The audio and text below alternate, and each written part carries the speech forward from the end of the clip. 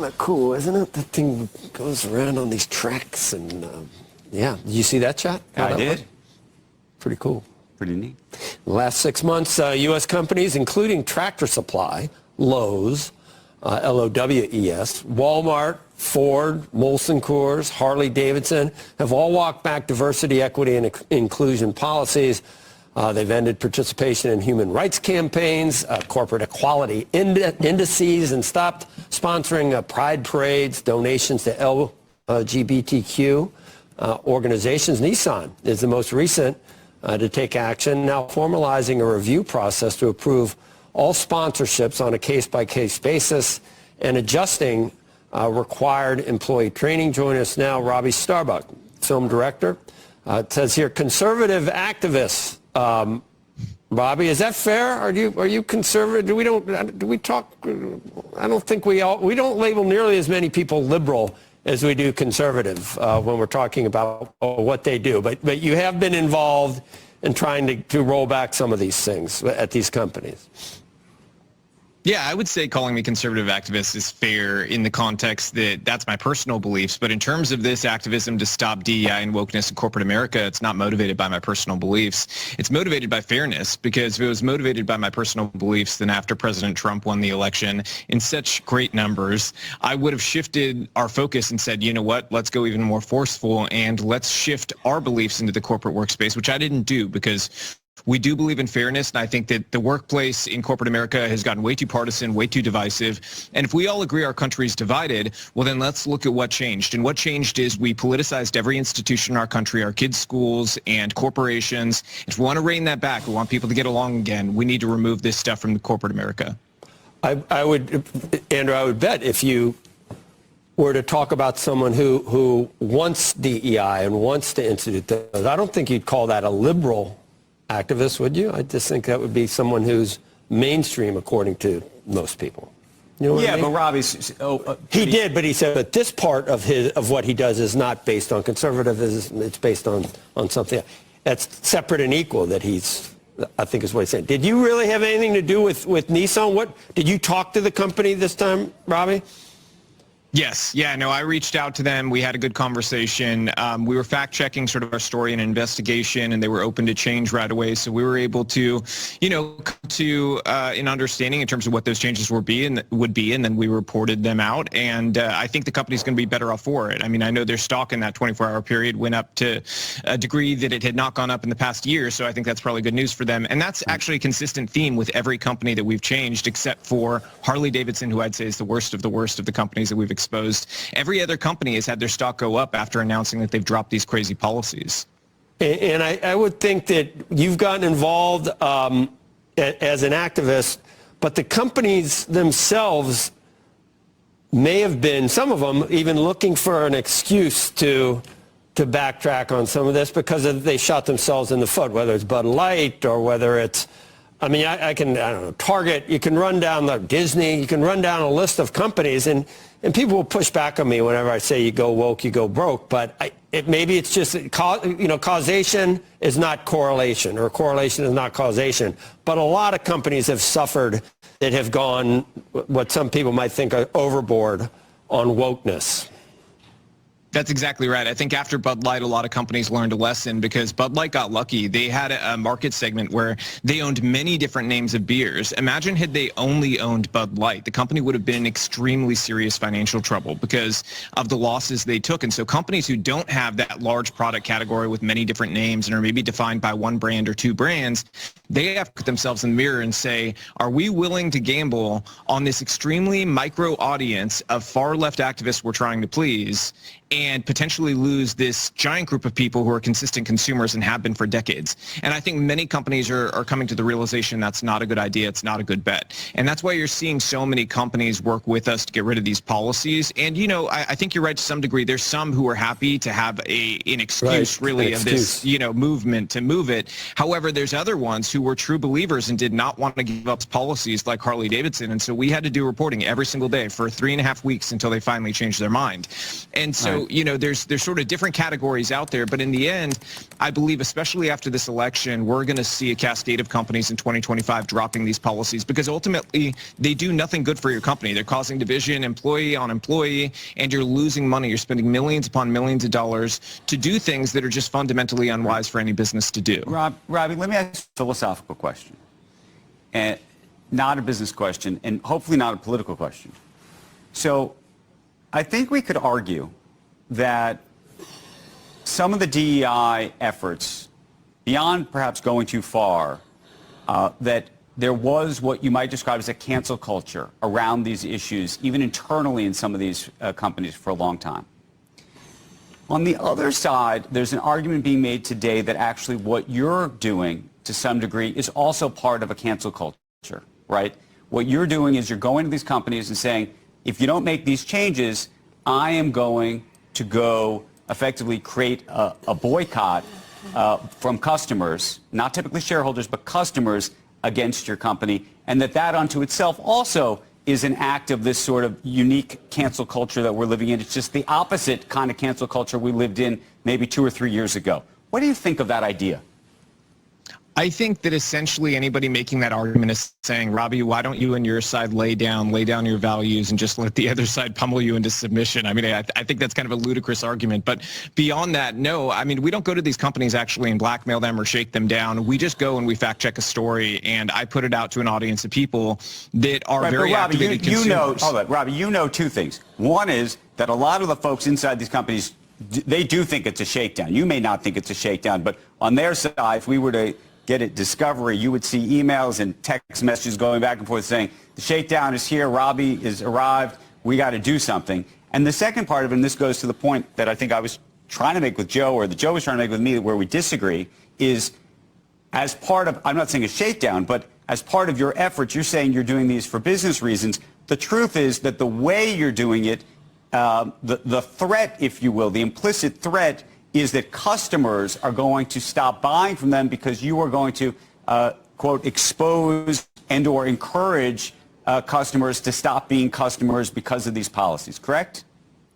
Listen, I can't get into the psychological delusions of certain executives who may believe or think certain things, but I can tell you this. There is a financial impact to me putting my voice to something, and that's been seen very clearly by the companies who have been on the other end of this. You know, Tractor Supply's case, they lost almost $3 billion in market cap when we did our story. John Deere lost about $10 billion, and it goes on and on and on down the line. So companies are wise enough to understand that a large group of people and investors are listening to what I'm saying, and that they believe the same thing I do. All I am is a megaphone for normal people and the gripes they have about these ludicrous Robby, policies. How you shouldn't be able to say what how you're are saying. you ever going to... But I think this goes back to the political piece.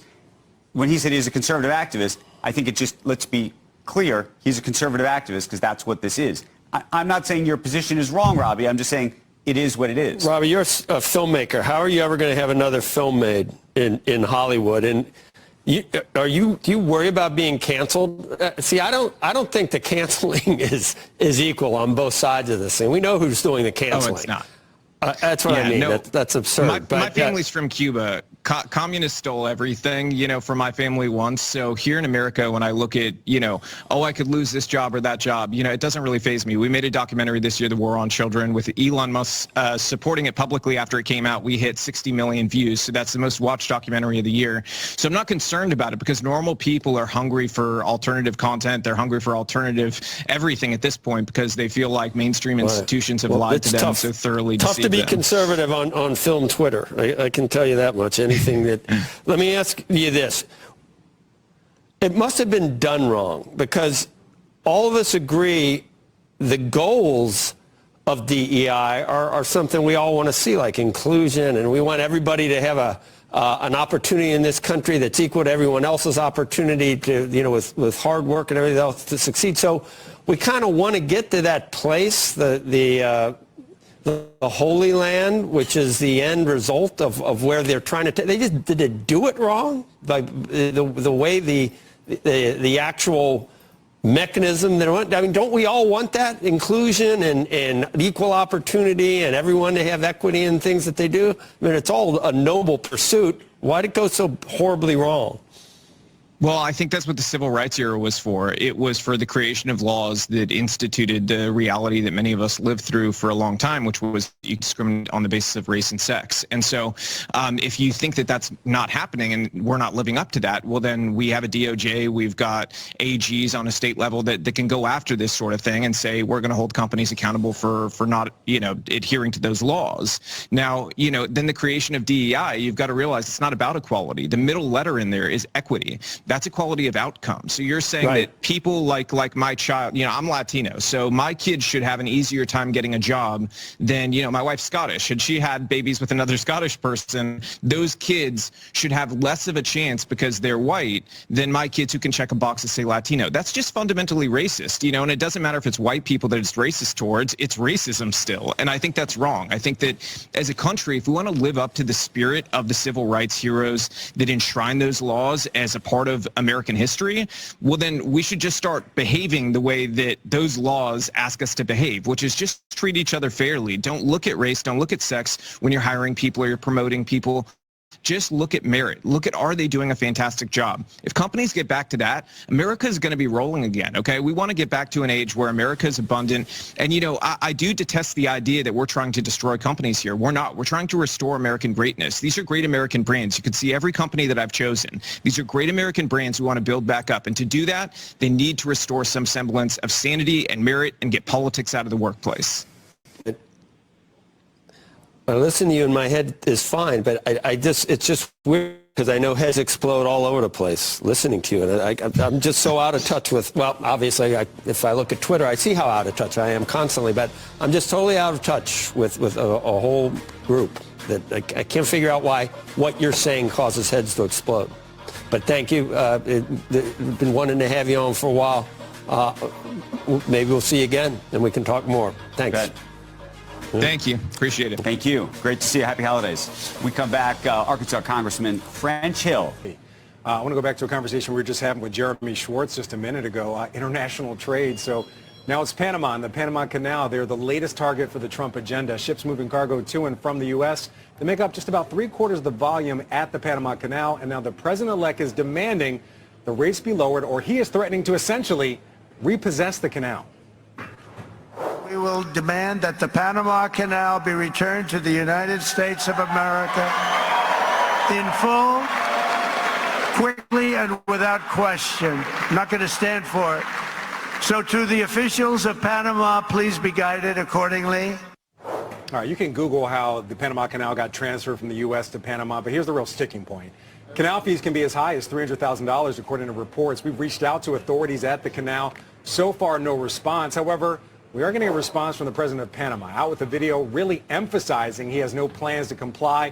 You see right there, he's actually holding up the transfer documents. Then he went on to say, in part, every square meter of the Panama Canal and its surrounding areas belongs to Panama and will continue to do so. The sovereignty and independence of our country are non-negotiable. Mr. Trump firing back on Truth Social, not quite, that verbose, but really seeming to maintain his demand. Here's what he said. We'll see about that. Kept it kind of short and sweet. The back and forth making some headlines for investors, but the bigger supply chain issue for this new administration may actually be a 2-week period in February. So look at these dates. East and Gulf port operators and the longshoremen, they've set a January 15th deadline to reach a deal. If they don't get a deal, we could see a strike there. The president-elect has also promised tariffs on Inauguration Day. That's January the 20th. And then we also get an earlier than normal Lunar New Year. Now, historically, there's a rush of freight before that holiday in parts of Asia. So it could be a very busy 2-week period right after or right around the inauguration, right after that January 15th deadline. Remember, we saw huge supply chain issues during the first Trump administration. Yeah. Not really his fault. It was COVID. But we might be seeing another setup for another giant supply chain, I don't know, kerfuffle. You can come up with your own word. We'll eventually come up with the word if it all happens. Well, I'm glad to have you here because you cover shipping, and that deep dive was helpful. The other piece of the story, I think, is the growing influence of China. Right, you alluded to Absolutely. The New Year holiday, but in terms of trade and owning, Chinese companies owning some of the ports around the canal, I know the U.S. still dominates, but the growing influence of China in the entire region on trade, on the economy, and politically, I think is something on Trump's radar. Yeah, right? I wanted to talk to you about it. Obviously, it's kind of a theme of today's show, China and what's going on there. So certainly, not only in the Panama Canal, but in supply chains all across the world, we're seeing an increase of Chinese influence. For example, if you're looking at automated cranes, a lot of those are actually made in China. So one of the issues that the president-elect has is that he believes that Chinese operators at these ports are having growing influence over the port, how it's operated, and perhaps maybe in his mind fees. Obviously, I haven't spoken to him about it.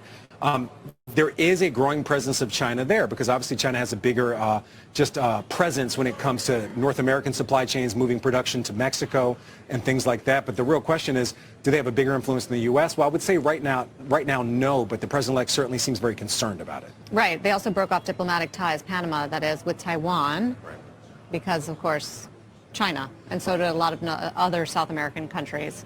Look, he's pointed and direct and confrontational in the foreign policy. That's the thing. I was talking to a lot of people, though, repossessing the canal. I don't know if that's quite possible, but the threat may lead to some kind of change of action. I didn't even know we built it. We built it and then handed it over. Yeah, there's a famous anagram, a man, a plan, a canal. It's U.S. built. So maybe it should be ours. I We'll think see. the president-elect thinks so. I don't think this is the end of the story, though. Clearly. Yeah. All right, later this hour, Panama, of course, not the only country President-elect Trump has had some harsh words for. We're going to have much more in the outlook for China and the impact of tariffs.